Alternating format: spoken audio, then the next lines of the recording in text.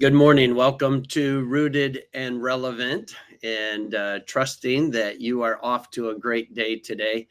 We had a safe flight yesterday and uneventful, and really the entire trip from landing in Chicago, Illinois, to traveling to Arkansas, to being in Missouri, to going back to Michigan to see our kids and grandkids and so many friends, and then back to Ohio for some meetings, and then back to Illinois went flawlessly. And we thank the Lord for all that He allowed us to see and do and participate in.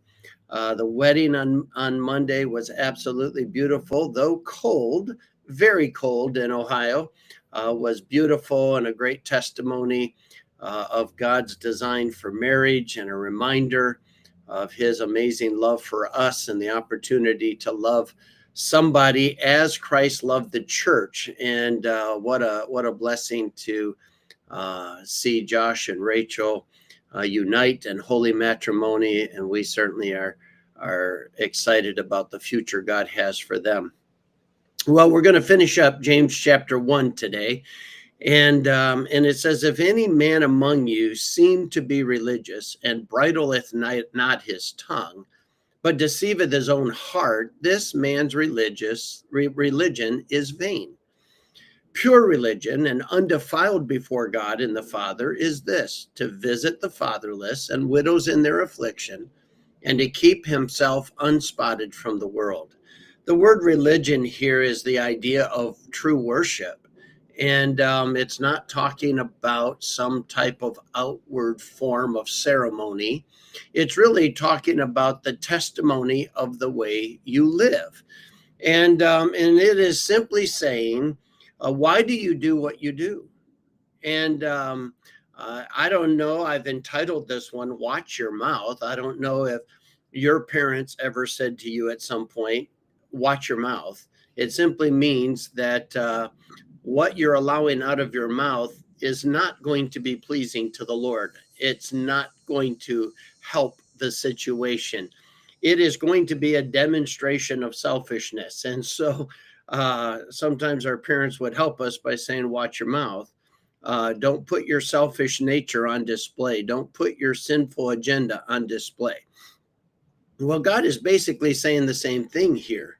He says, if you want people to think you truly value God and what God thinks and what God has said and what He has purposed for you, but if you don't watch your mouth, if you don't bridle your tongue, you are fooling yourself, nobody else.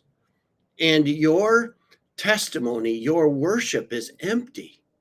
Your outward display of affection and the value that you place on God is empty. People are not going to believe it because it's hypocritical. What comes out of your mouth does reveal what is in your heart. And what you love most will eventually come out of your mouth, even if it's just a demonstration of selfishness. And so God reminds us that as born again believers, if we want people to truly see that we value Christ, that we desire to show Him His worth as we worship, and that our life is to be a testimony, a visible expression of who Jesus Christ is, well, then our words need to match that. Our attitude needs to match that. Um, sometimes we're embarrassed by what gets out of our mouth because we really didn't mean for everyone to see it. It really was already in our heart. We didn't really mean for people to see it.